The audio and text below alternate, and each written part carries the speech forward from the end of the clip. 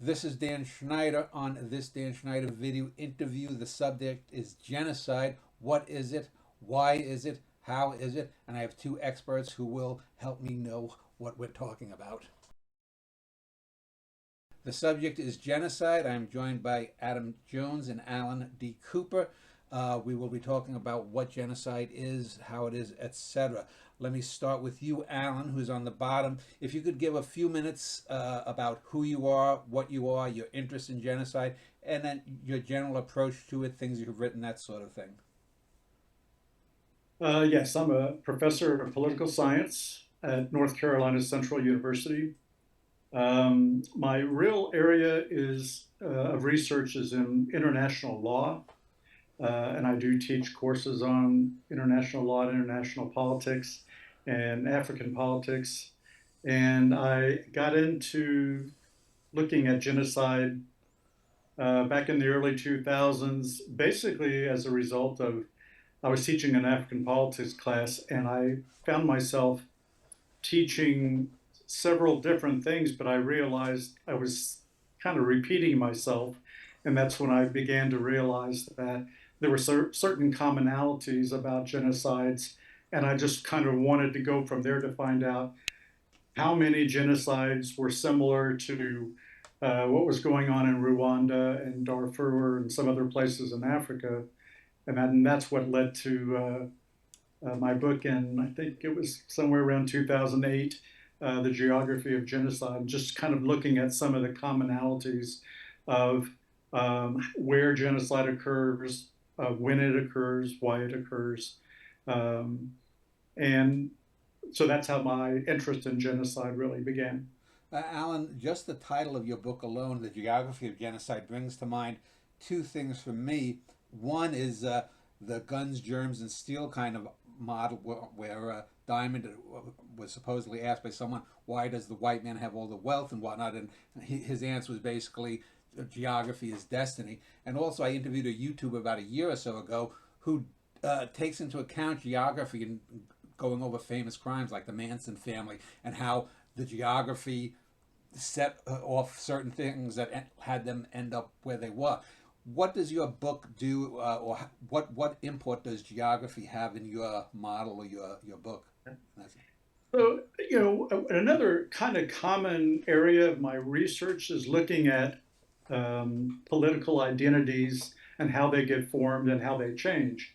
And what I've been able to do, or what I've done throughout my career actually, is tap into a whole literature about how um, people's personalities and identities are a product of their environment. And so it kind of does go back to a nature nurture argument in some ways, but uh, kind of where you are influences how you see the world and how you see yourself. Um, but that's part of why I wanted to do that book. It was to look at, like, was there commonalities in geographies? And essentially what I was finding was all uh, genocides seem to occur from a peripheral, um, interior, uh, kind of unimportant area of a region, and they migrate out from there. And that the people who uh, engineer the genocides are also from very marginalized areas. So you don't really ever see cities involved in genocide other than the fact that the genocide came into the city. But you don't see genocides uh, originate from urban areas. The people who organize genocides themselves didn't come from an urban area. So there is something there. I can't explain it all, maybe just because I'm a political scientist, but that um, you're more likely to find a genocide occurring from people who have been marginalized and who are seeking to assert a power that they don't, at least at that point, have. And one of the other things I did find was the the genocide was preceded by some emasculating event. Something happened to that group prior to the genocide that caused the leaders and that community to say, we have to show that we really do have power, or we're going to take back the power that we lost. But they normally will target somebody who's just an easy target. They're not targeting the people responsible for the loss of their power, which tend to be people who had the power to emasculate them to begin with. Yeah. But geography is somewhere in there. It's hard to ignore the fact that if you're looking at Europe, then again, it's the genocides are occurring in the middle, the interior. In this, case that will probably come up, or usually comes up frequently, and that Professor Jones, looks at length in his books with Holocaust. It's happening in the middle of Europe. It's not happening in the urban areas of London or whatever, or Rwanda is in the middle of Africa. Darfur is in a marginalized interior area of Sudan. It's not happening in Khartoum, and so forth. Geography is somewhere in there. Thank you. Adam Jones is my other guest. Adam has a book, Genocide: A Comprehensive Introduction. Uh, so, how did you get down the road to studying genocide, Adam? And what is the major thesis, if any, of your book and work? Yeah, I saw a couple of interesting points of crossover as Alan was speaking there, and I'll touch on them as I respond. Um, I think, like a lot of people who end up being specialists in this field, virtually none of us has a degree in the subject per se.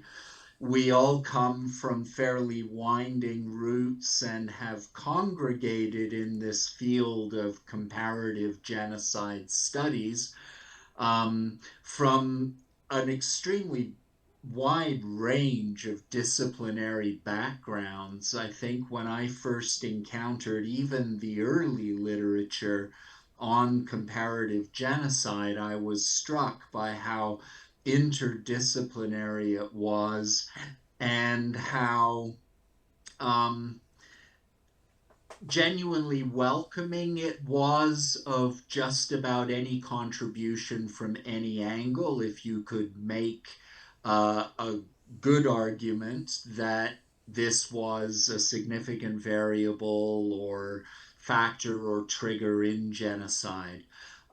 So that was the kind of endpoint of my early arrival on the scene.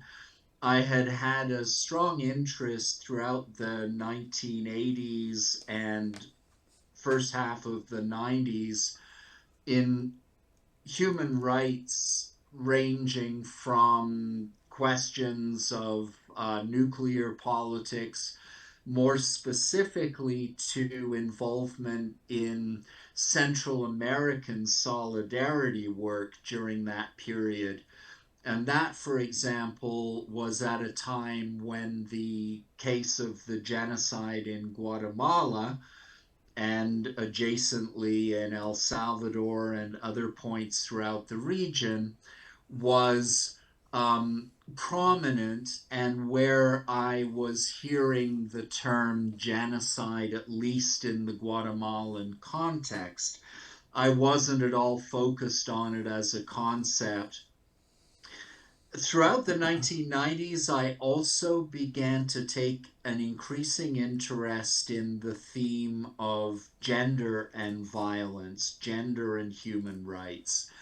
I was greatly influenced by being in Montreal doing master's work in December 1989, when at the time the largest massacre in Canadian history occurred a couple of miles from where I was living at the École Polytechnique.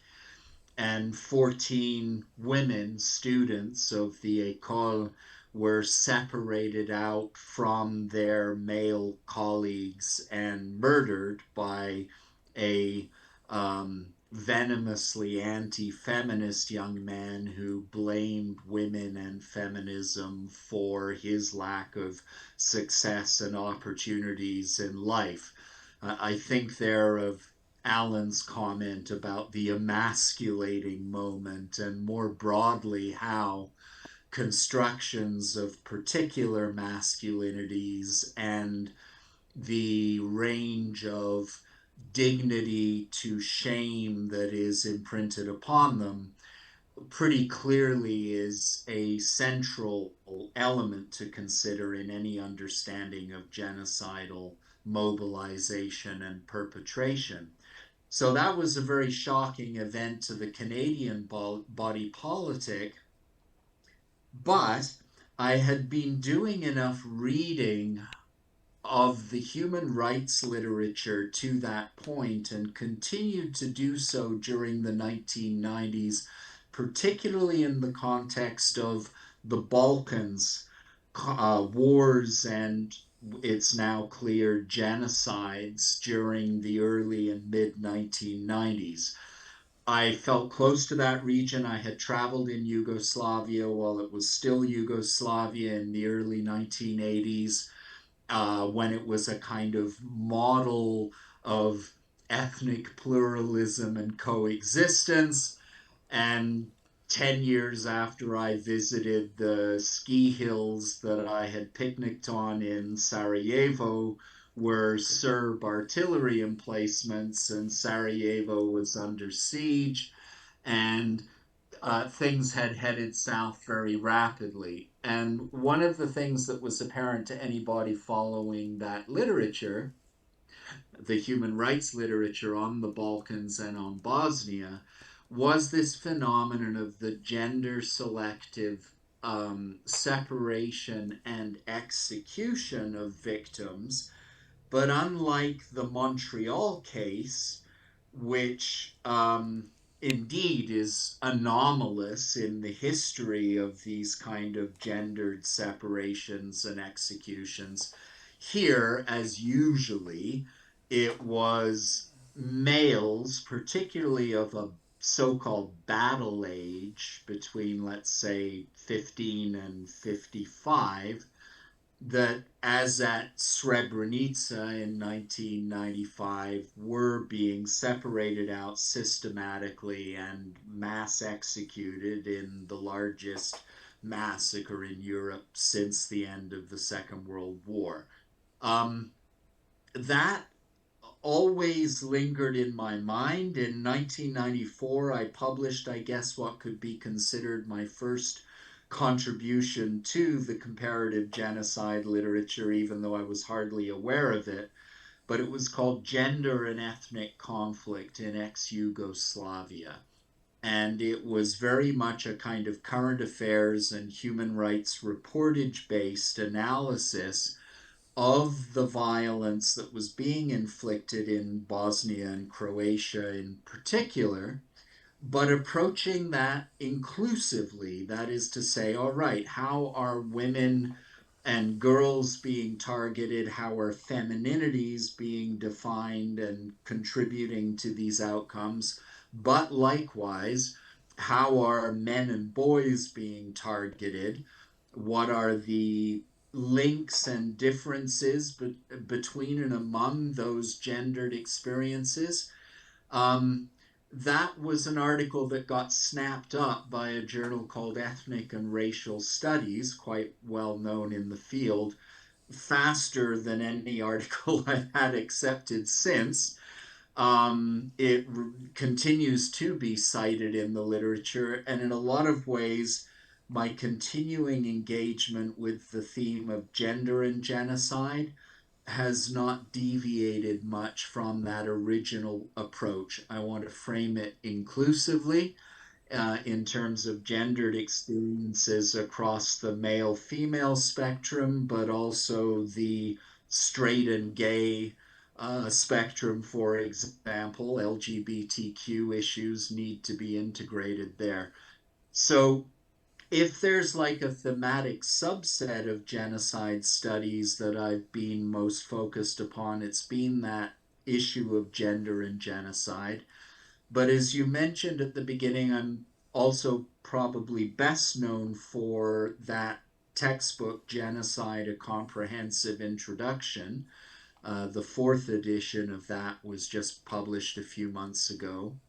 And recognizing that interdisciplinary, that excitingly diverse aspect of genocide studies, I thought at the time, this was early 2000s, that we lacked a good sole authored comprehensive introduction. And working with Routledge publishers as I have since, I was able to assemble that and update it and tweak it over the years. And I hope that that book is accessible to readers from a high school level to a scholarly level. It's the work that is has been most cited in the scholarly literature, even though it is in a sense an introductory textbook. And that was very much the kind of terrain I wanted to cover, something that was theoretically diverse and inclusive, something that was accessible to a broad range of readers and interesting to them and visually captivating as well. And there have been a few other kind of highways and byways of my investigations in the field, but I put those two front and center. Well, thanks. I will get back to some of the points you made, and also the emasculation event idea that Alan had mentioned. But I want to go back about 50 years. When I was in junior high school, I remember I had to write a report for social studies class, and we were studying genocide, and this was 77 or 78, and it was, a new thing in terms of doing that in a public school so early. And probably 95% of the kids chose the Holocaust. Maybe one or two people did Armenia or Pol Pot or whatever.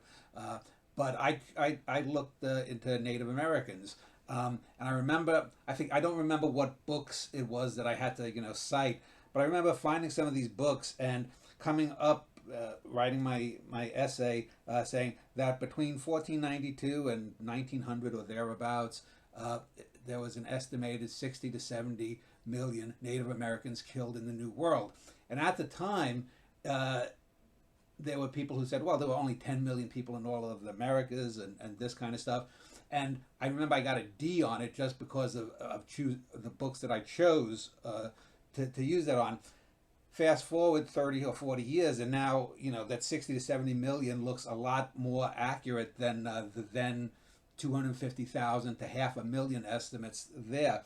So I want to go through a series of terms, but before I do that, I want to talk about how we talk about genocide as it changes over time, and and by virtue of the fact that, since you're talking about gender, we're three white guys. I'm not an expert, I'm the host, but we're three white guys talking about things that don't really involve white males as we know them from Europe, at least of the last 500 years. I mean, maybe you can go back to the Yamnaya or something, spreading across Europe and killing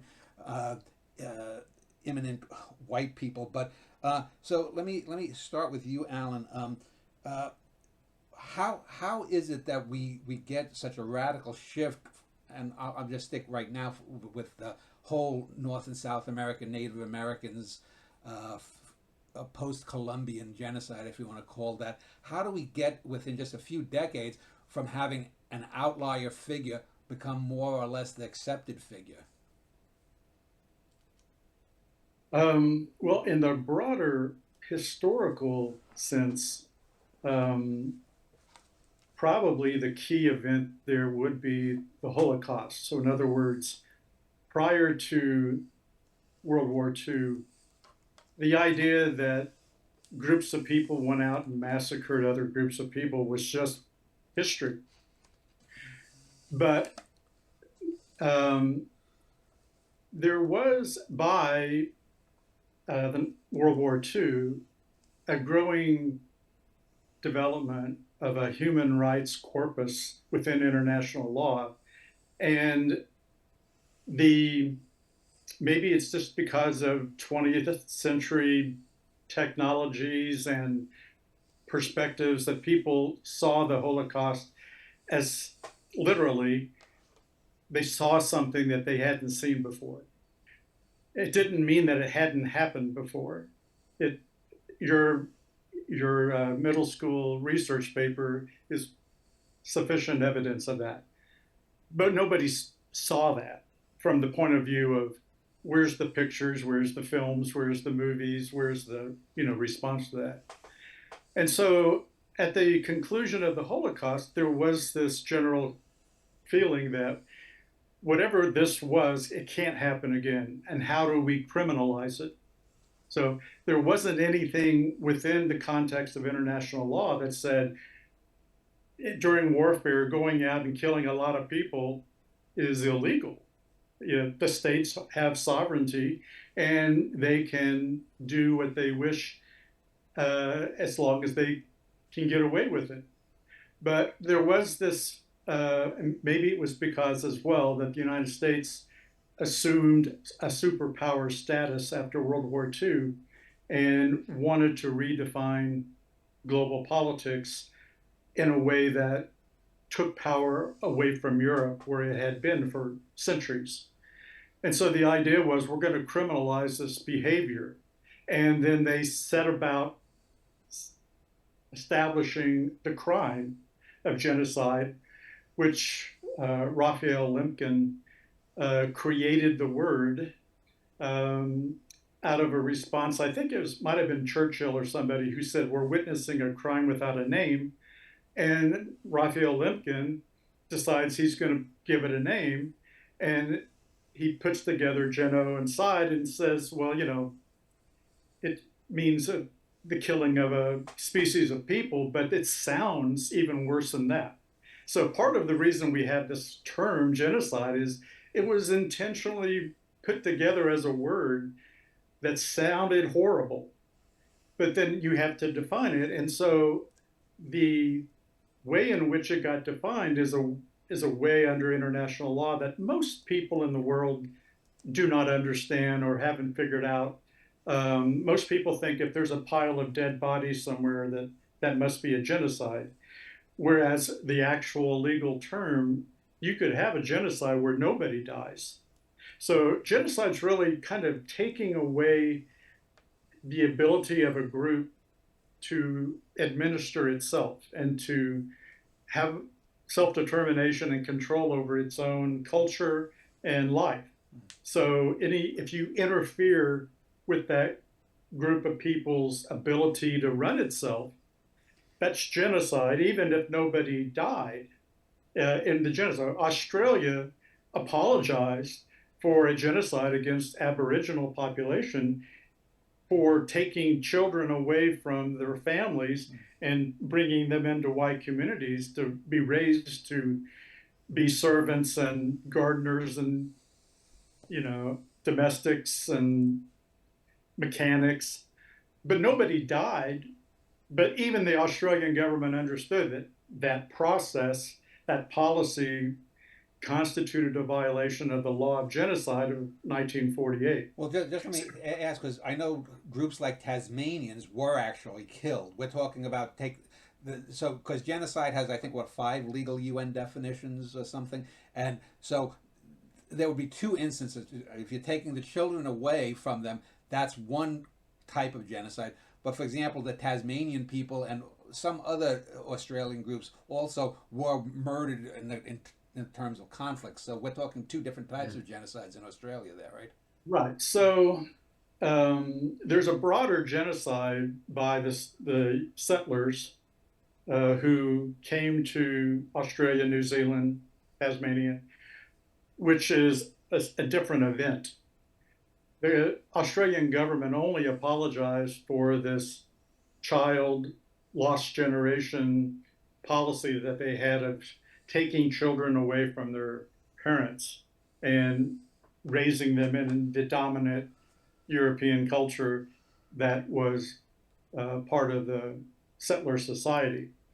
Um, but again, the four essential groups now are: you have to, if you are a victim of genocide, it's because you are a member of a religious group, a nation, a race, or an ethnic group. Now, all the people who were involved in the writing of this law in 1948 were men. And you could think of lots of other forms of violence that involved groups other than religious groups, nations, races, and ethnic groups. Adam was talking about, the death of women and men in Sarajevo or Srebrenica. Srebrenica. Yeah. Srebrenica. Yeah. But so, for instance, when Hitler killed Jews, everybody accepted that that would have met the criteria of genocide if the Genocide Convention had actually existed at that time. It didn't get created until 48. When he went after the Roma and the so-called gypsies, they're an ethnic group. That would have been genocide. But when he went after disabled people, well, disabled people aren't one of the groups. So if you could kill disabled people, it'll be a war crime, but it's not genocide. When he killed gays, put gays in concentration camps and killed them, that's not genocide. It's a war crime, but it's not genocide. Well, so there are these gaps, intellectually at least, in how the law got constructed and what genocide really is. Well, let me turn to Adam to ask. So, for example, Native Americans too, most famously the Carlisle School, I believe it was called, followed a similar pattern to what happened in Australia. So that would be considered a genocide. But would, for example, internment of Japanese Americans in the 1940s, would that be considered a genocide since they was just segregated? Yeah. One of the things that Alan has put his finger on there is the original understanding of genocide as conceptualized by Raphael Lemkin. And that is not the same concept of genocide that appears 4 years later in the Genocide Convention. And it's not the prevailing concept of genocide in most people's heads today, or for that matter, most scholars and specialists in the field. But Lemkin had a very sociological understanding of what genocide involved, and one that was founded on the destruction of identities and social bonds more than upon the physical devastation or extermination of populations. One of the things that did was make him unusually sensitive for a scholar, a European scholar writing in the 1940s about the plight and the experience of indigenous peoples worldwide. And one of the earliest posthumous pieces of Lemkin's writing to appear was indeed a study of the extermination, the genocide of the Tasmanian Aboriginals. There were not a lot of other people in the 1940s or 50s that were raising that. And that was very far from unique in Lemkin's corpus. And I think he always understood that his particular cultural and sociological understanding was especially relevant to indigenous populations where, as he said, the national pattern of the oppressed group is replaced by the national pattern of the oppressor. And that's basically a colonial, settler colonial model. So it is very much the case that after World War II, after the nature and extent of the Jewish and Nazi Holocausts became clear, and beginning in the 1960s with the rise of a field of Holocaust studies, and the field of comparative genocide studies grows out of Holocaust studies. It mostly comes about when the first scholars start tentatively comparing the Holocaust with, let's say, the Armenian genocide. And as soon as you've undertaken a comparative framing of the Holocaust, you have to some extent decentered it or rendered it less exceptional, because this was the claim of early Holocaust studies, that nothing like this had happened before, nothing so severe, so atrocious, so total, etc. When you start saying, well, yes, it has unique features, but also comparable ones, you are moving into what becomes the guiding framework of comparative genocide studies. By the time I crafted my comprehensive introduction on the subject, part two of that book is simply cases. And rather than, I think, the instinctive choice of a decade previously to foreground the Jewish Holocaust, I started the case study section with genocides of indigenous peoples. I thought that was chronologically appropriate because I was dealing basically with the modern era, and we understand modernity to begin with Native Americans discovering Christopher Columbus. So that seemed to be useful. It followed immediately upon a theoretical engagement that I'd presented with imperialism, colonialism, war, and social revolution. Those are, of course, key variables, key cofactors in genocide. It's very hard to think of a genocide that doesn't take place in the context of a war, either civil or international. There are exceptions, but in general, it is closely linked. One other thing that I would say that Alan mentioned the pedigree of the genocide concept and also this concept of war crimes. There's one other category of atrocity crimes that I've been personally very interested in. And in fact, on Tuesday, I start teaching my first lecture in a course titled Crimes Against Humanity. And I teach that alongside a course on built around my genocide textbook. I use a short book that I wrote, published about 15 years ago, called Crimes Against Humanity, A Beginner's Guide. And without going much into detail about that concept, it's an important one. It's a rather understressed one, I think, in part because, as Alan said, wow, the branding of that genocide concept was something else. Raphael Lemkin was an entrepreneur, a marketer of ideas. And when he came across that combination of the Greek and Latin elements, he knew he had, I think, a winner. And so it has proved. It may be the most powerful word in the English language. Crimes against humanity sounds a little bit more abstract, general. It indeed covers a wide range of crimes, including crimes that often overlap with genocide, such as extermination, persecution, forcible transfer of populations, or ethnic cleansing, as it's sometimes referred to. And if you look at international jurisprudence in the field of atrocity crimes today,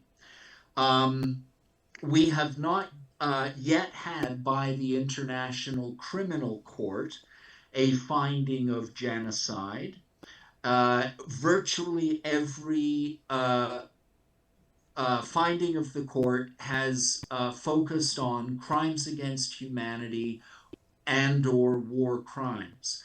And it's important to understand, despite the power of the word genocide, there is no hierarchy of these crimes in international law.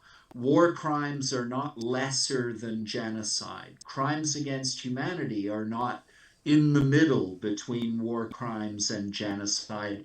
And genocide is not the crime of crimes on a pedestal by itself. The reality also is that if you can win a conviction for crimes against humanity or a certain crime against humanity, the person convicted is probably going to get about the same sentence as if you convicted them of genocide. There is no death sentence in these courts, so it's going to be 20 years to life or whatever. And what we're seeing is that prosecutions for genocide, formal prosecutions, are very rare these days because genocide, the element of specific intent to target target people on the basis of membership, whether claimed or imputed, in one of those four groups that Alan mentioned, is a much higher bar and a much tougher test than going the crimes against humanity route. Because for crimes against humanity, you have a very broad range of crimes. They include torture, sexual crimes, apartheid, enforced disappearance, a number of others. And you only have to show that those actions were committed against civilians, so no group identity necessary, just civilian status, and in a widespread or systematic manner with knowledge of the widespread or systematic campaign. So the perpetrator has to be shown to be aware that he or she was part of a wider campaign of mass atrocity. If they had simply killed people, civilians, in the absence of that knowledge, it would be prosecuted as a war crime. If they had killed them very specifically on the basis of national, ethnic, racial, or religious identity, and maybe declared that to be the case, it could be open to a genocide prosecution. But the temptation for prosecutors today is to use the more capacious concept of crimes against humanity, which makes their job significantly easier, and leads us, in closing, to ask what then would be the future value of the genocide concept or the genocide framework or the genocide accusation, Well, if it is downplayed in international law henceforth. I want to follow up on some terminologies and some alternate terminologies that have been proposed for genocide. I was not a big fan of a fellow named Rudy Rummel, who came 20 some years ago and sort of redefined genocide with the term democide, meaning just killing of people, and I always found the few things that he had a website and I read some of his articles. Some other people I knew found him interesting, and I thought he was someone who was just trying to sort of repackage others people's research and ideas under his own. But I'm wondering, just from listening to you and from the way that genocide has sort of spread out and other terms have crept in, if maybe now that's not that bad of an idea, because under someone like Rummel's idea, forced famine is a democide, whereas sometimes it's not included. Things like the Holodomor or some of the famines in China are not considered acts of genocide. So let me start with you, Adam, and then I'll go to Alan. And what is your take on this term democide? Is it more accurate, do you think, now? you know, I wouldn't say it's caught on terribly. There Yeah. have been a number of alternate sides, and I've been a contributor to, for example, entrenching gender side in the discussion, which I do think is a very valid term. I'm working at the moment, and this gets a little bit back to both Lemkin and to what Alan was saying about the geography of genocide and the role of the margins and the isolated. Boy, that was tripping a few thoughts in my own mind about work that I'm doing around a concept that I've labeled destitucide, and it is focused upon the specific targeting of socially marginalized, destitute, abandoned elements, which can range from trans populations to homeless populations to the very elderly in old age homes, as we saw during COVID. Um, Rummel's democide would have been more persuasive to me if he were not so staggeringly blind in most of his work to the involvement of his own country and Western societies more generally. I remember his analysis of Vietnam and the kind of figures that he came up for victims of US war crimes was like in the low thousands. And I'm like, dude, that is not paying attention. But I do think that kind of language can be helpful. I've likened it, for example, to the way that we talk about war. We distinguish among civil war, world war, nuclear war, guerrilla war, da da da da da. And to have a language for the variants of genocide, at least if you have an expansive understanding of genocide and the groups that it can target, as Lemkin did, for example, then something more fine-tuned that allows you to focus in on, the mass variable, as Rummel did, or politicide is another regularly used term that Barbara Harf and Ted Gurr came up with for the targeting of political groups. Gendercide, I mentioned. Ecocide is one we are hearing a lot about today. You mentioned, Dan, the question of famine and the use of famine in genocides. Real interesting.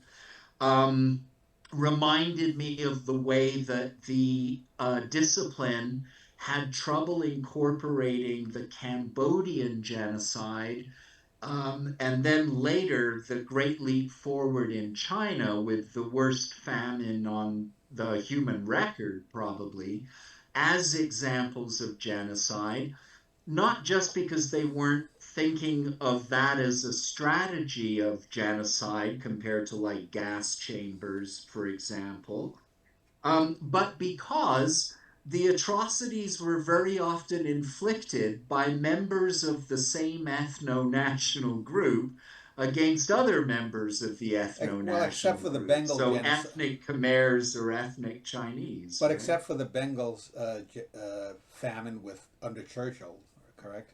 No, and there's many other examples. Namibia, the use of famine, the Belgian Congo, um, and absolutely Mike Davis's book on late Victorian Holocausts is looking precisely at those British dominated ones in South Asia.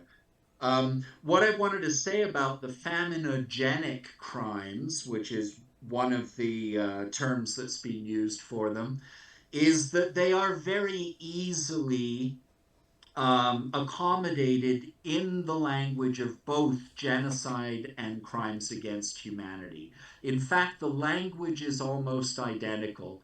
Article 2C of the Genocide Convention describes, I'm paraphrasing, indirectly inflicting conditions of life that are calculated to bring about the physical destruction of the group, in whole or in part. And famine and imposed and manipulated famine is a classic example of that.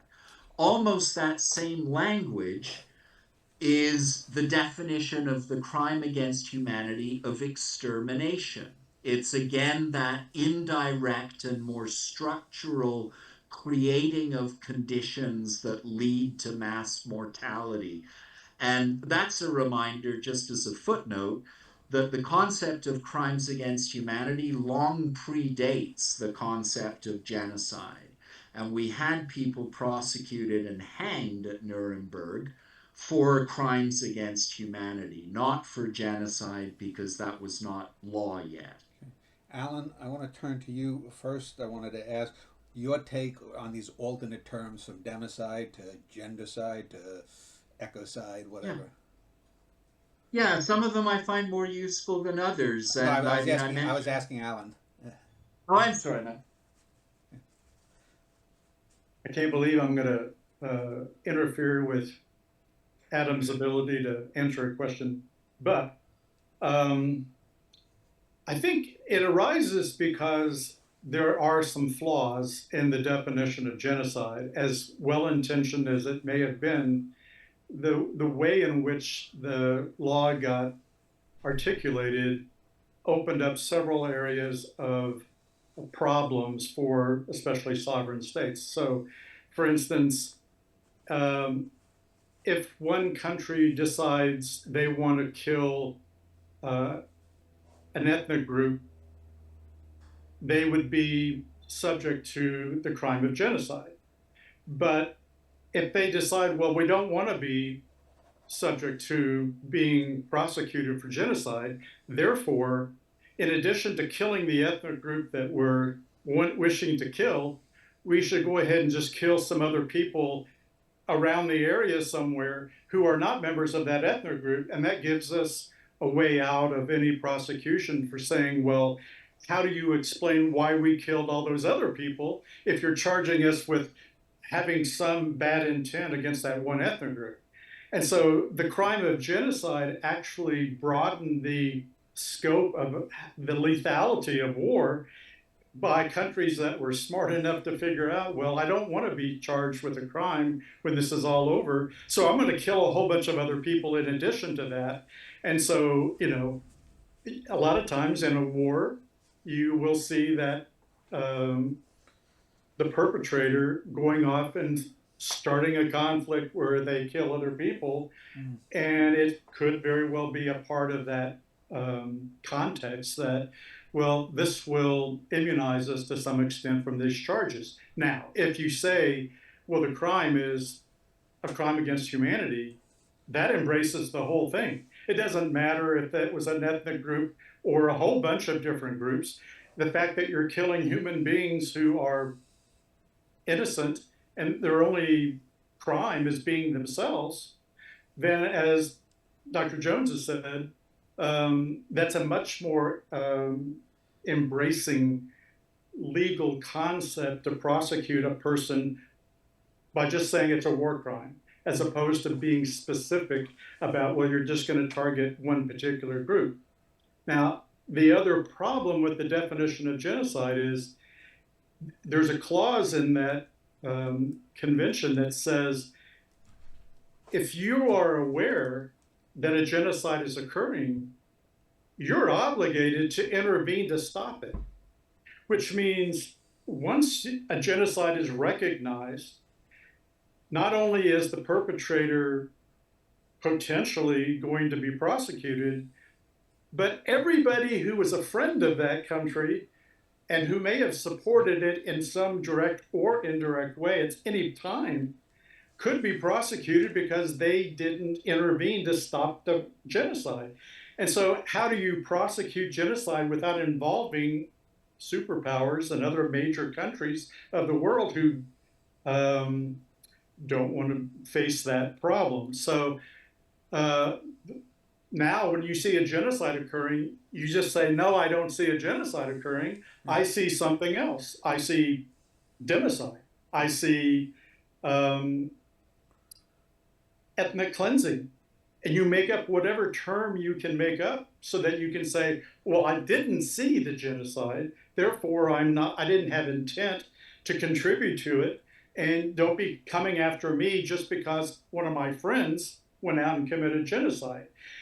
And so I'm supporting what Professor Jones is saying, that the crime of just a crime against humanity covers the same ground, has the same penalties, and doesn't get all caught up into these other semantics where especially major powers of the world have to worry about being involved as a contributory negligent actor.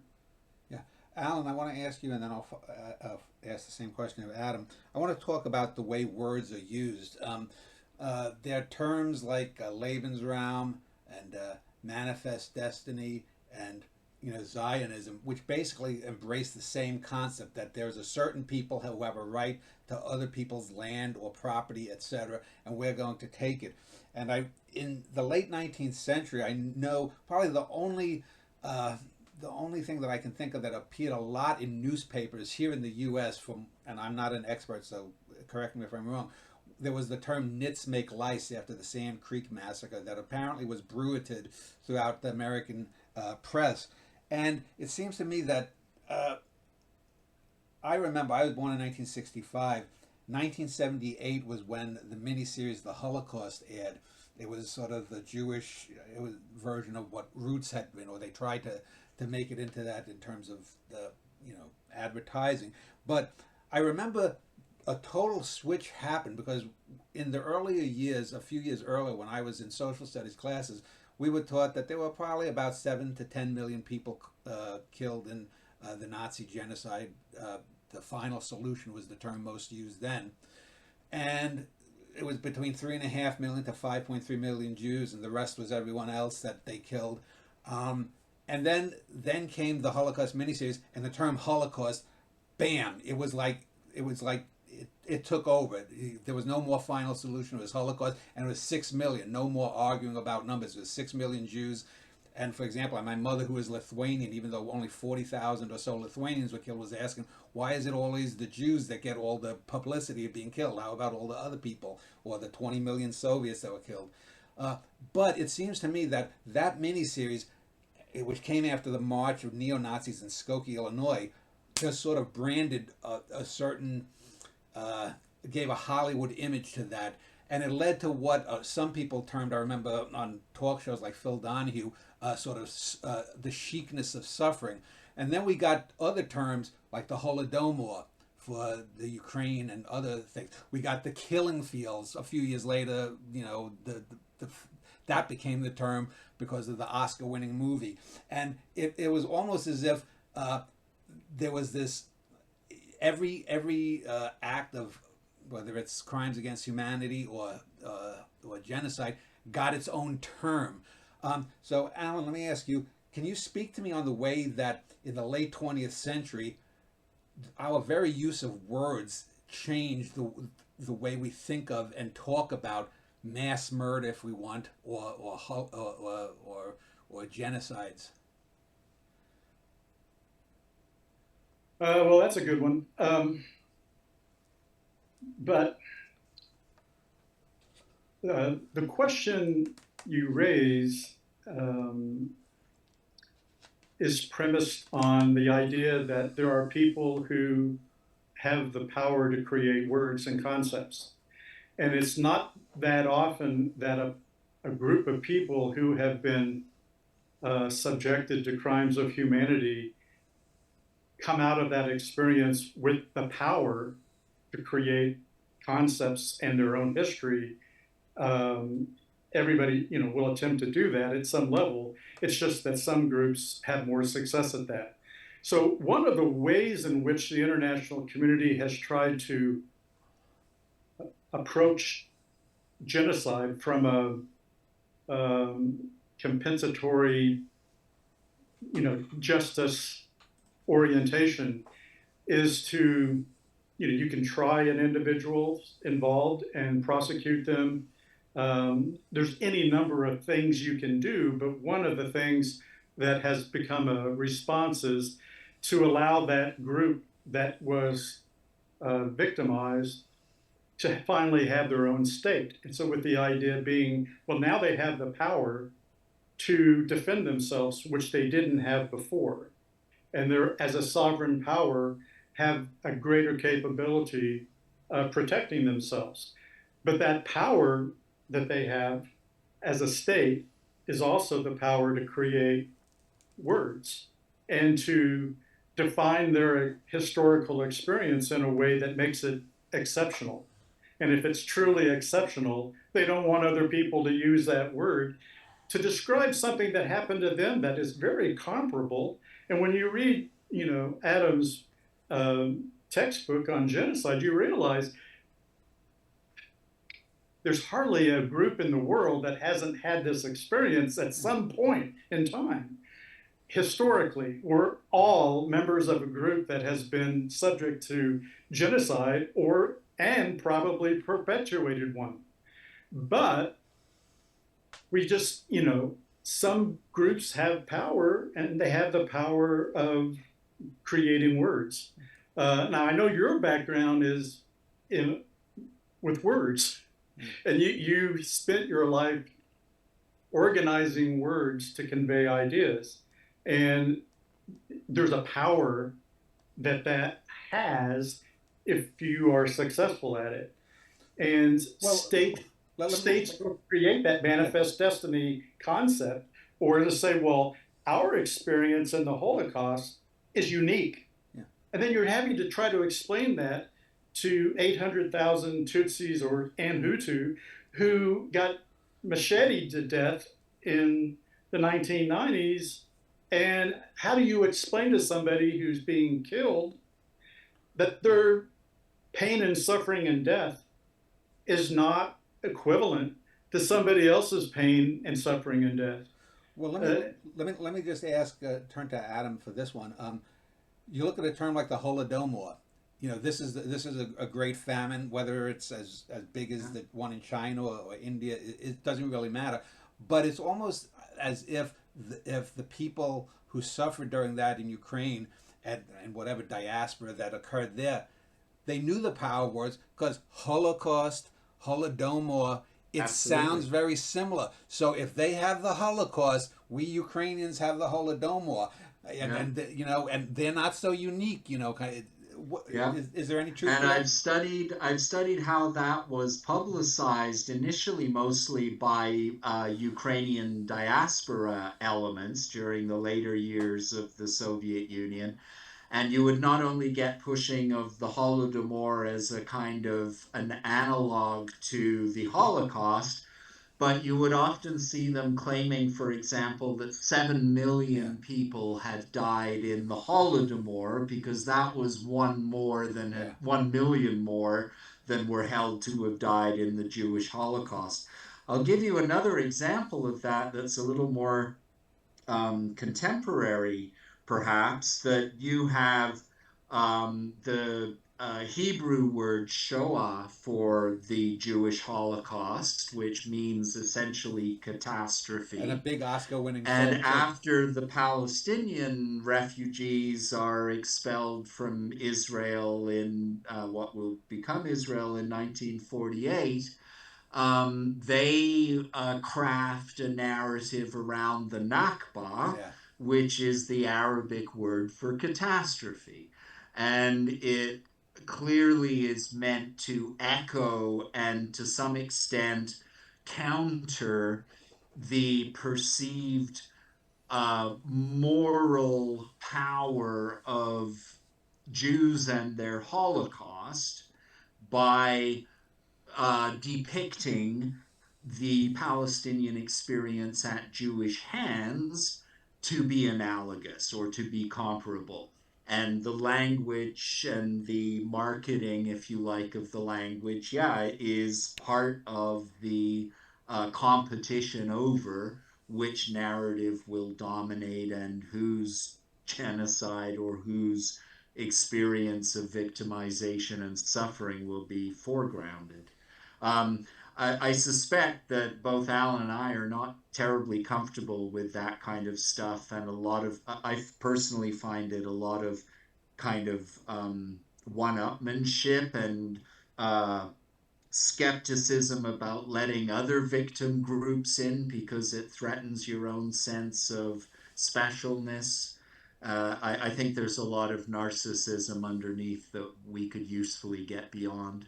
So let me turn from words to numbers. As I mentioned before, uh, the Holocaust television miniseries here in the U.S., 6 million what didn't have the imprint. There was a range from, like I said, 3 to 5 to 6, maybe a little more, and but there seems to also have been an arms race when it comes to numbers. Ever since World War II, there was the Black Book of Communism, which said 100 million or more people died under communist regimes. Now, in the last 5 years, there's been movements from people talking against capitalism that maybe 1 billion people over the last 200 plus years have died because of capitalism and still die because of, I mean, that those are whole shows unto themselves. But, then you'll get, 4 to 20 million people died during the Middle Passage. Another 4 to 20 million died in the Congo. 1.5 million in the, and it's almost as if there's this groping for we need our time rather than and certainly I'm not saying we shouldn't have studies of what happened and the numbers of what happened, but it gets to a point of the old Stalin quote, about, one death is a tragedy and 1 million is just a statistic or something. So let me ask you, Alan, is there also a sort of a muddying of the field with the constant one-upsmanship in terms of numbers, that we suffered more? No, we suffered more because This is for me? Yeah.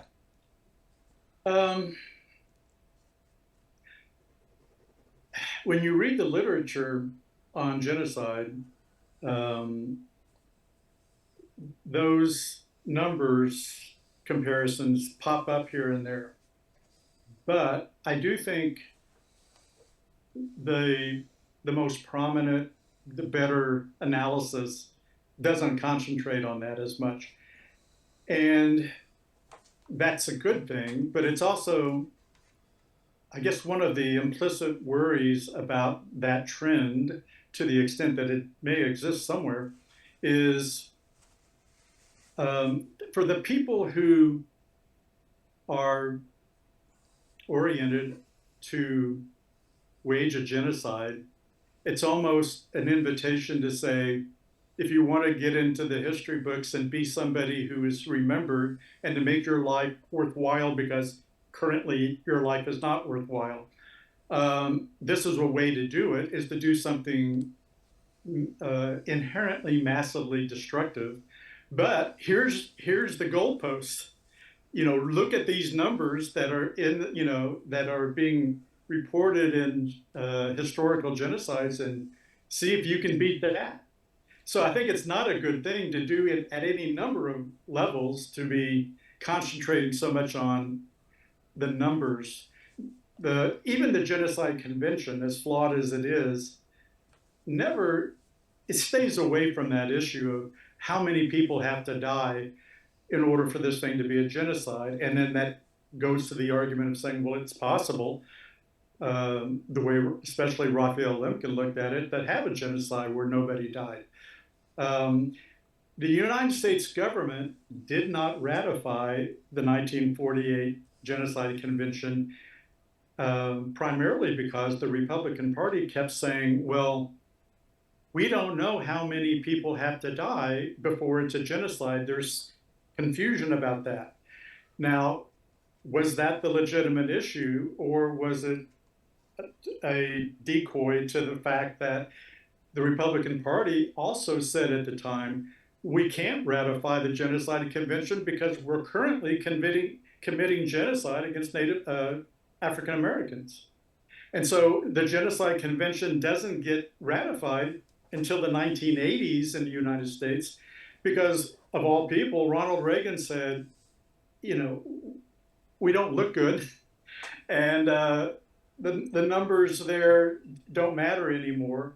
And we've got the 1964 Civil Rights Act passed. And so enough time has elapsed that Jim Crow is over.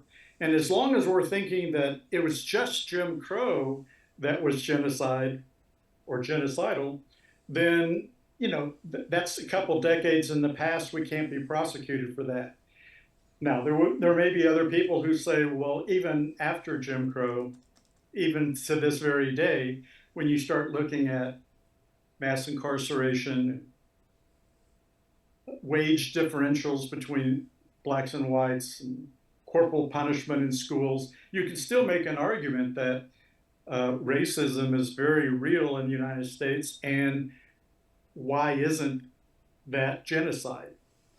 But it's just to say, though, that these numbers and these definitions can be used as a two-way street to say, well, maybe we should play this game of genocide in a certain kind of way that will confuse people about what it is, and therefore not force the United States government in particular to have to accept the fact that we've participated in some genocides and may be participating or actively engaged in one right now. Yeah.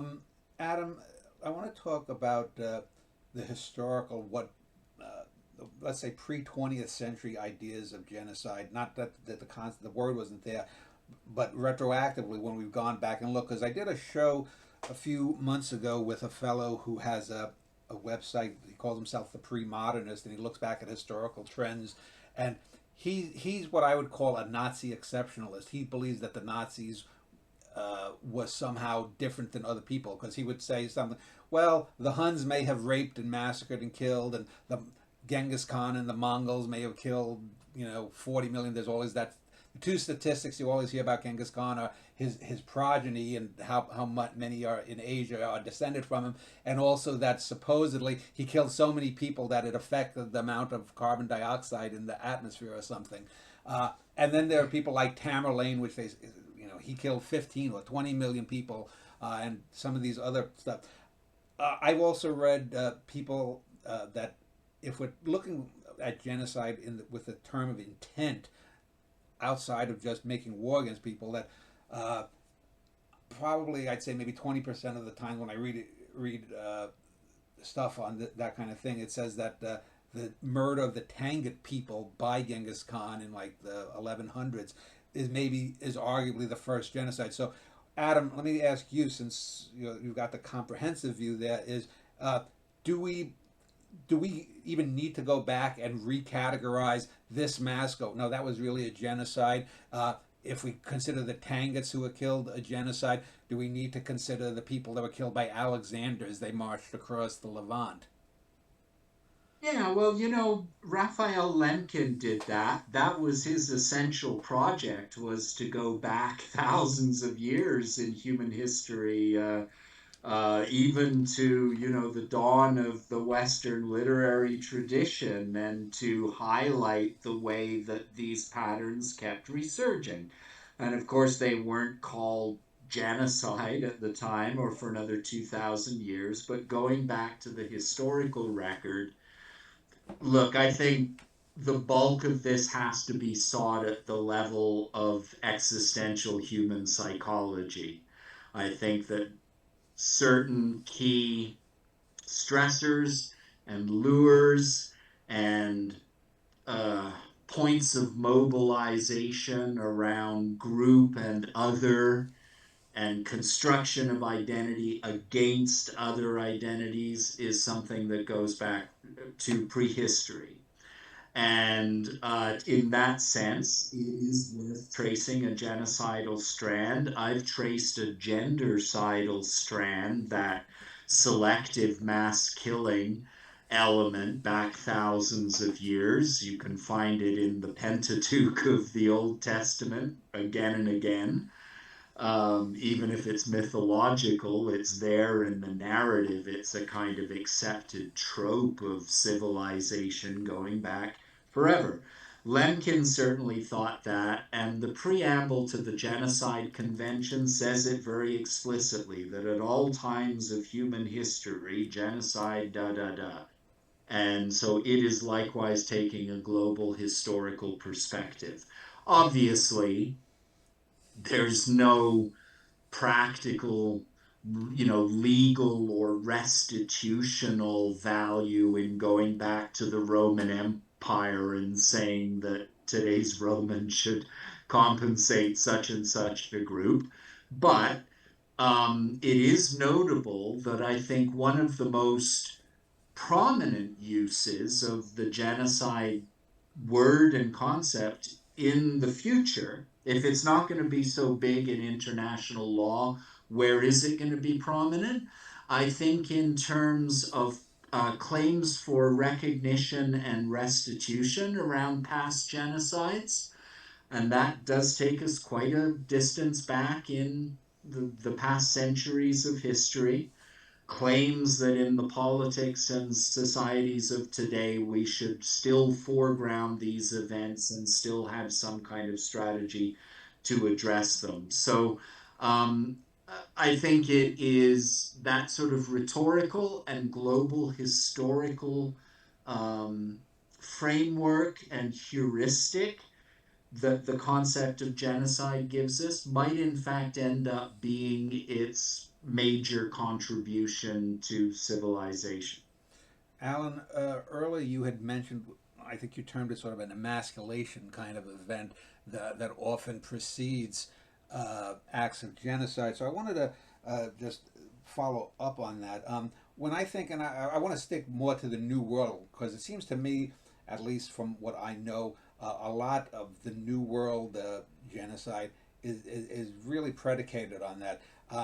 If you look at the Pilgrims and some of the other groups that are outcasts that came here to America, or the criminals that went down to Australia, you can almost sense that there's this desire for them to make it right, that they had been wronged either by the criminal justice system or they had been wronged by the society at large.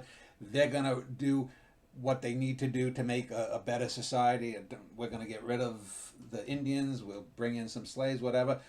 The most obvious They example. just want to get rich. Yeah. Well, a lot of the time. Yeah, and the most obvious example of that is without a doubt the Spanish and to a lesser degree the Portuguese after the Reconquista. Within a generation, they go from taking 700 years to get the yoke of the Muslims off them, and they go around and they do the same thing on the other side of the world to the Native Americans of Central and South America. And one could even argue a similar dynamic is now at play here in the Israel-Gaza thing, which I do consider the Gaza issue. It's obviously, to me, a genocide. But let's talk about that emasculating event. And as I said, to me, the most obvious historical one is what the Spanish did after the Reconquista in the New World. Alan, what can you expand on your thesis there about the emasculation event, and would some of these that I mentioned, would they fit neatly into your thesis? Well, I mean, just to lead this into Gaza. So again, the argument is, well, the Germans were emasculated not so much by losing World War I, but by the terms of the reparations that followed. And at a time when Germany was bleeding financially, here was this Jewish community that was segregated mostly by the Germans, but they were doing okay for themselves because they weren't part of a global economy, and they were just trading with each other. And so while the Germans are suffering, they can see this Jewish community somewhat immune from those hardships.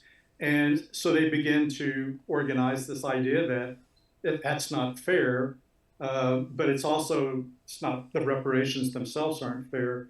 And so the fact that these men controlling these other countries that were the winners of World War I are imposing on the German community that they have to suffer now, and they're going to make them suffer, that was an affront to their manhood and their masculinity. And so in order to prove to themselves and to the world that they are in fact powerful because they're men, they show how they can commit violence against another group of people to the point where they were setting as a goal the complete elimination of the group. Now, the Jews come out of that experience saying, well, we're now emasculated by the Holocaust. We were doing just fine. We are, in fact, overrepresented in terms of scientists and the progressive elements of a modern society, but we couldn't stop the Germans from doing what they did to us. But now we have our own country, and now we have the ability to respond to our emasculation by proving to everybody that we're just as strong and aggressive and violent as any other male community that may exist. But then so the emasculating event each time changes. So, there's been any number of emasculating events for Jews.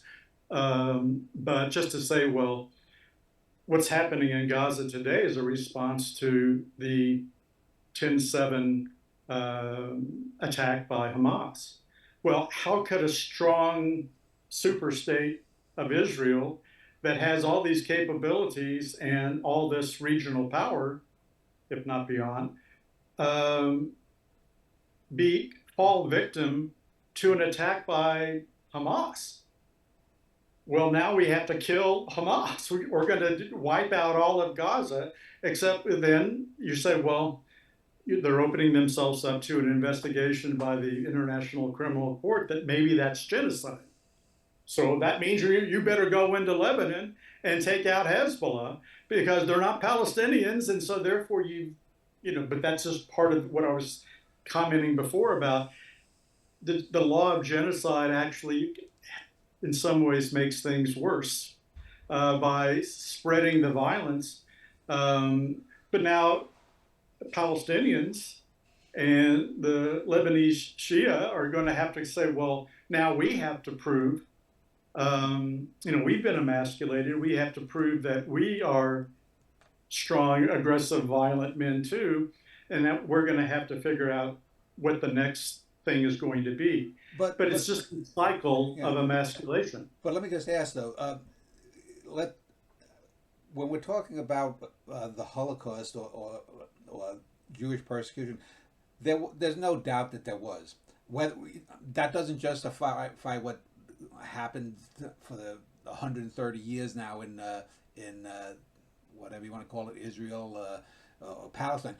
But the Nazi emasculating event was the big lie. I mean, yes, they were screwed over in the treaties there. They bore much more of the burden that they probably should have during World War I. But that's a big lie. But in a similar sense, and I want to get back to the New World here, because oftentimes we here in America like to think of all the genocides over there rather than our own. So I want to talk about a little bit about the conquistadors and how they went literally within a generation from 700 years of persecution under the Muslims to turning around and doing this to other people just 3,000 miles across an ocean. You would think that being under the boot heel for 700 years would teach some empathy, but it didn't seem to teach some empathy. And if we want to talk about the big lie of the Nazis, if you look at a white English America, they had even less of a boot heel on them when they came over to do what they did in North America than what the Spanish did through Central and South America. So it seems to me that when we talk about emasculating events, a lot of them are just manufactured or overstated to give justification for real genocides. And I would include the Nazis in World War II, and I would include white English America, not necessarily the conquistadors, because they did have a real emasculating event. But, so can we address that? Well, if I could just say, the real big lie is patriarchy as a concept. So the idea that men are superior to women and potentially others. That's the big lie, and that's the foundation for why things become emasculating or not. In other words, if somebody, if another, the reason people feel emasculated is because they're thinking they're supposed to be, as a male, they're supposed to be powerful. Yeah. And yet, every day, there are men that are rendered powerless. And even within the United States, I mean, this is what's happening is a majority of American men are supporting a political movement that says, we're going to take back power that we've lost, because the system and the society as a whole is trying to make everybody equal, which you can't achieve if men are convinced that they are, in fact, that male identity is a real thing that's based on power. And so when men fail, they're looking for a scapegoat that says, well, the reason I'm failing has nothing to do with the fact that things that happened to me. So I didn't mismanage my life. The state is giving privileges to other people, and I'm paying reparations because my tax dollars are going to pay for those other people so that they can send their kids to good schools, because I couldn't afford to send my kids to good schools, or whatever whatever they can dream up. But that's the big lie. And so you're saying what you said was perfectly logical. You would think that if you've experienced depression, you'd be sympathetic to other people that are experiencing oppression, but that's not history. Yeah. History is people who have experienced depression want to pay back people. Yeah. It doesn't matter who they are. They want to prove to the rest of the world they're just as man. Well, I was in a teenage gang as a kid, so I know that on a small level. Yeah. But let me ask you, because this is then following up with Adam, since you brought that up, then can we say that is genocide or crimes against humanity, is that the natural outcome of unchecked, what would they call it, toxic masculinity? You're asking me? Who do you want? Yeah, either one of you want to jump in. Go ahead. I'm just saying, I think that patriarchy as a organizing system of power contributes to a lot of what we've discussed in the last hour and a half. It's not necessarily the end all of everything, but it's a major factor that gets overlooked. That's why I'm really glad to hear about the recent work that Professor Jones is doing, because I think there are these other stories that get shoved aside that are quite revealing about the human condition and why we continuously do violence to each other.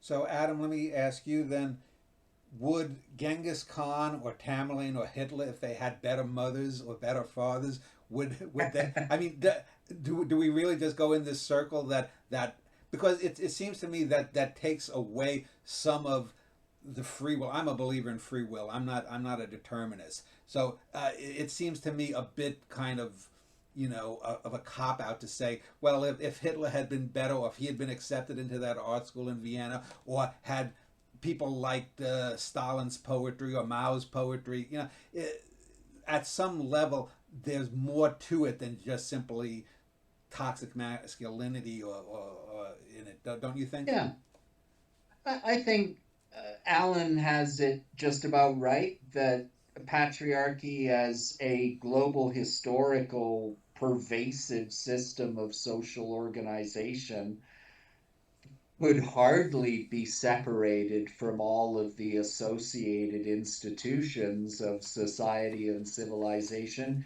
including its violent ones. One of the aspects of this that also I think draws on comments that Alan just made regarding, the way that this messaging is sold to people, which implies that there are people selling it more or less consciously. And when you look at the history of gender and genocide, and under patriarchy, because those are the only social systems we've known so far, it's notable that nonetheless there is typically also a gendered attempt to mobilize the women of the society in direct or indirect support of the genocidal enterprise, or simply as kind of icons of what is threatened by the enemy. And so it is a key strategy, for example, of a patriarchal in group to emphasize the purity and vulnerability of its women, and to place them on a pedestal as uniquely needing to receive male protection from the predatory Jew or the predatory Tutsi or the predatory enemy of the people, whoever is being set up. And likewise, those feelings that we associate with masculinity and toxic masculinity, questions of gendered pride, status, integrity, shame, humiliation, can equally be deployed towards and against women. And if you look at the Nazi messaging towards women, it was simultaneously venerating them as the heart of the nation, and uh, segregating them into a very narrow range of patriarchally constructed roles. But that was successful enough that, based on the opinion polls after Hitler's semi democratic election, we learned that more women had voted for Hitler than men had. And just like in the plebiscite around Augusto Pinochet in Chile during the 1980s, they were gender segregated voting booths. And we know that more women voted for the fascist protector daddy figure than did men. And I can come up with particular reasons in both cases why that might have been the case. But nonetheless, women are a gendered constituency for the planners and perpetrators of genocide. Well, And it is a rare genocide in which women will not be directly involved to some degree and indirectly complicit to a very significant degree. Um, Most recently, we saw that in Rwanda, and it was shocking enough the range and extent of women's participation at every level of the genocide really knocked a lot of people for a loop because it was not conventionally coded as feminine behavior. Um, I forget the name of the scholar who said it, but a very good scholar of women and gender and violence basically said, as women become more equal, their violence will increase. And that maybe is a bit of a depressing prospect, but it's also, yes, I think predictable. That as women get more chances to express power in the public sphere, women's anomic or predatory or genocidal expressions of power in absolute terms will also increase, okay, along with wonderful things that women will contribute. But these are elements of the human psyche, over and beyond the gendered coding of it, I believe. I want to pick up on genocide. You mentioned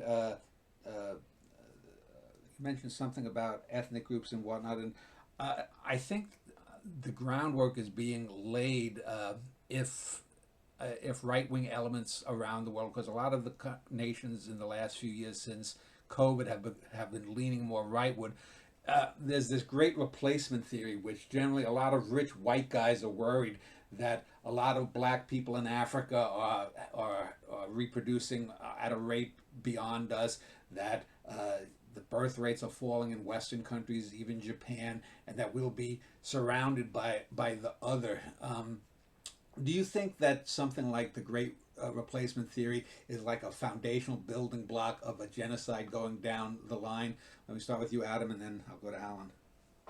I very much do. I mean, I think those of us in contemporary genocide scholarship look precisely to that kind of messaging, that kind of othering, that kind of depiction of entire social groups as being inherently subversive, terroristic, threatening to the identity and the heart of the nation.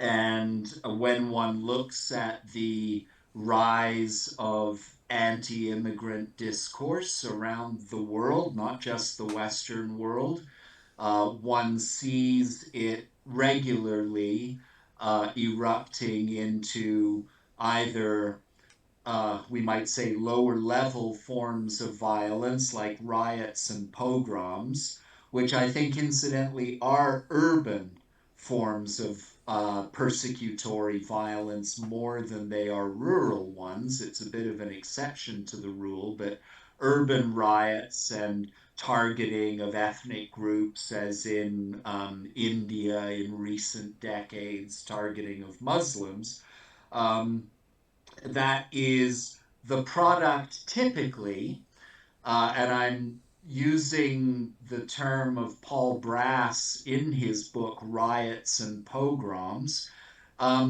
These sort of events are the products of violence entrepreneurs, as he called them.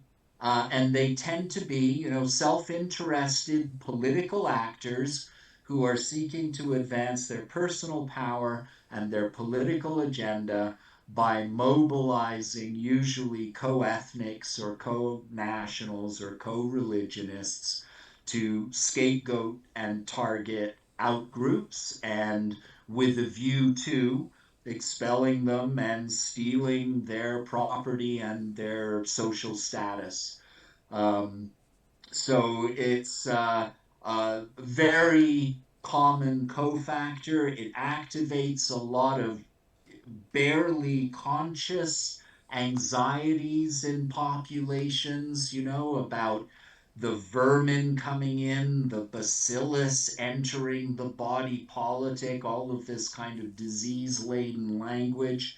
And if you're looking at the world today, I think it's one of the most dangerous and toxic trends. Yeah, my mother's father and mother left Lithuania because of Stalin's pogroms. People don't think that when they hear a term like pogrom, they think it was only the Jews in Russia, but Lithuanians and other smaller ethnic groups were also persecuted, and most of them were allowed to flee, though. But Alan, let me ask you about the Great Replacement Theory. What is your thoughts on that, and do you think that's a foundational building block for some planned future genocide by people? I'm not. I'm sure it will. I'm not sure how it would happen, but I do think as well that the fact that the language is being used is setting a foundation for somebody to come along to do something that is genocidal. I do think that it's more likely to occur in Europe before it occurs here. The clash of civilizations thing.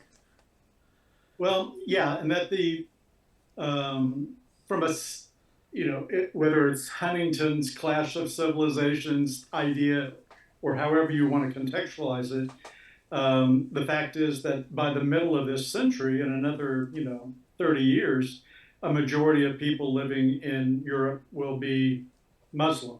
Now, there are different nationalities and ethnicities, and there's no guarantee they get along with each other, but that's irrelevant to the people who want to make this point. And so if you're a white European whose family history goes back, who knows how many centuries of being in Europe, you're probably much more sensitive to the threat of the replacement theory, as most Americans would be. And so you're making that decision now about, do you want to migrate to the United States while you can? But Alan, let me just ask you. Throughout history, isn't one of the great ways to mute the other invading is to just fuck with them and create mutants? Isn't that the best way to blunt it? I mean, if you look throughout history, when people are afraid or the conquerors come, you know, for all of their murderous tendencies, the Mongols were just spreading their seed left and right as they could, and you know, so yeah, wouldn't it be better to just interbreed with the heathens and just mute the threat that way? It has happened. To get really show you the irony of it is an argument can be made that what you're describing is at the foundation of the Israeli-Palestinian conflict today, because the Jewish Zionist community that runs Israel were these outsiders who came into Palestine in the 30s and 40s. And they've targeted the Palestinians as being the people who shouldn't be there, the other. Yeah. But if you look at history, the Palestinian community exists today because they were the product of all of this intermixing of different groups. And in fact, they're the original Jews. An argument could be made that, the Jews were forced to convert to Christianity under the Romans, and then were forced to convert to the Muslim faith when Arabians fanned out after the death of Muhammad. And, it'd be interesting to have Ancestry.com go to Gaza and really figure out who's more Jewish, the Palestinians of Gaza or the leadership of well, you Israel. can look online from Arab history. They have done studies genetically that Arabs came out, quote, out of Africa. The theory that they came out of Africa something like 60,000 to 120,000 years ago, and only we all did. Everybody did. So it's just a question of where do you want to draw that line and say, well, history starts now, because the reality is we're all one big family. We've all migrated. We've all evolved from the same male and female. We're all evolved from the same bacteria and single cells. We're all just one big family. And all these things we've been talking about today are just a bunch of games we've made up to justify why certain people have the privilege of power and other people don't. And we're making up all these imagined communities and using our language to dehumanize our relatives. So let me turn to you, Adam, and this is the final question before you can both have closing remarks. We've talked a lot about ethnicity and other things, but at the root of it all, I'm wondering what money has to do with it and wealth, because I look at you can look at feudalism, and capitalism, socialism, communism. These are all what I call pelf-based economies. They're not economies based upon accomplishment or upon other things that lead towards a better society. If people wanted to call it sort of the Star Trek kind of economy, they're based upon it used to be the gold standard. Now it's fiat money. You've got cryptocurrency. It's all about the perception of wealth. So is one of the ways to mitigate genocide to have a fairer distribution of wealth, or going away from these pelf-based economies? Yeah, well, that'd be nice. It'd be nice to have a robust law against the crime of aggression, which is now being added to the remit of the International Criminal Court. But of course, the incentive for aggression historically has been the desire to claim resources from another: land, wealth, women, slaves, whatever. And it's a reminder that when we talk about genocidal intent, that is distinct from genocidal motive. The motive for genocide, I think, partly because of the Holocaust prominence in the discussion, we've tended to think that genocide happens because one group of people just hates another group so much that they have to exterminate them down to the last person. That's not the typical model. When the conquistadors went from Europe to the New World, they didn't go there because they had heard rumors of some horrible group of people there that were an affront to civilization and needed to be exterminated. They went there because they were surplus populations fleeing. They were people far down the social ladder who wanted to improve their status by seizing the territories and resources and women of others. And that was their driving motive.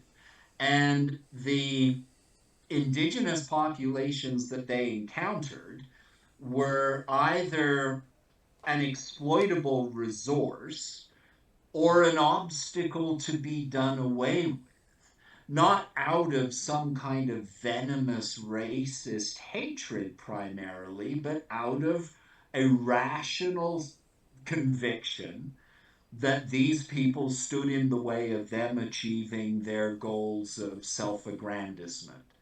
And that's not a great kind of message about humanity, that we have been so ready to contemplate crimes against humanity and genocide to get what we want.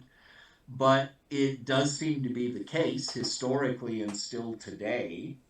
And therefore, maybe we better come to terms with those, frankly, pretty evil and narcissistic and self-obsessed motivations and rein them in, which I think we have had considerable success doing in some areas. And this maybe can serve as my closing statement, that you want to look at the past not just for the record of atrocity, but for the record of confronting atrocity and transcending some of those institutions. Slavery as a legalized global institution has been vanquished pretty successfully and pretty rapidly in social civilizational terms.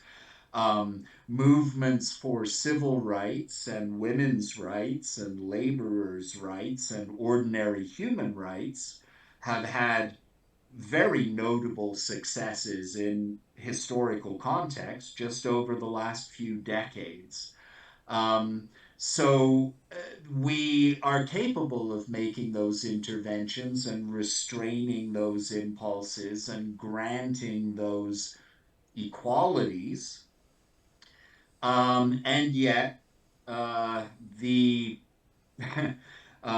predatory and self-aggrandizing features of our species and of our individual psyches are still very prominent as well, and as yet not effectively restrained, at least in terms of these regular eruptions of atrocity against others. Alan, what are your thoughts about wealth distribution and genocide? I think. Oh, sorry, who? Alan. Sorry, got names that are too close here. This is the problem. No, I mean, I would echo everything Adam has said. And, as a political scientist, I couch my paradigms in terms of power, but with an understanding that money and wealth is a major way to measure power. and to assert power. So there is a clear correlation there.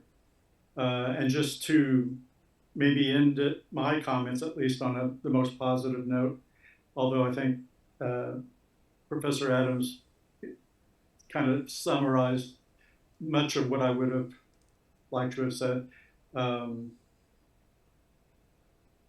In the early 20th century, the dynastic evolution of Chinese power got to a point where there wasn't a male heir to the dynasty, and they had a female queen empress who took over, Empress, I think it's she, who looked at the last 1,000 years of Chinese history where women had been engaged in foot binding, and that had all kinds of horrific consequences for women, and decided that the future of China had to be one that competed more with the West, and that wasn't going to be possible unless women were able to enter the workforce and contribute to the economic development of China, which they weren't going to do if they couldn't walk on their feet. And she sent out an order to end foot binding once and for all immediately. And something that had been going on for 1,000 years stopped that day. And it just became a historical story to tell. So we've spent a lot of time here talking about some of the worst evils that humanity has ever pursued against each other in the last couple of hours. But it is also, noteworthy to be able to look at the fact that human beings can sometimes turn on a dime and do something that will be transformative and progressive to humans and to promote human rights. So we should keep those events in mind when we're thinking about, is it even possible to bring about income equality or wealth distributions and actually respect each other as human beings? And it is possible if we just have the leadership and the will to do it. Well, on that note, we'll end. Thank you both for spending almost 2 hours talking about the subject of genocide. I will link to both of your books on Amazon, as well as to Alan's university page. Do you have a university page, Adam, as well? Or no? I can send you maybe my ResearchGate publications page. Yeah. That might be a good thing to do. Email me that. I'll link that for anyone who wants to contact either of you or enjoyed the video. So thank you both very much.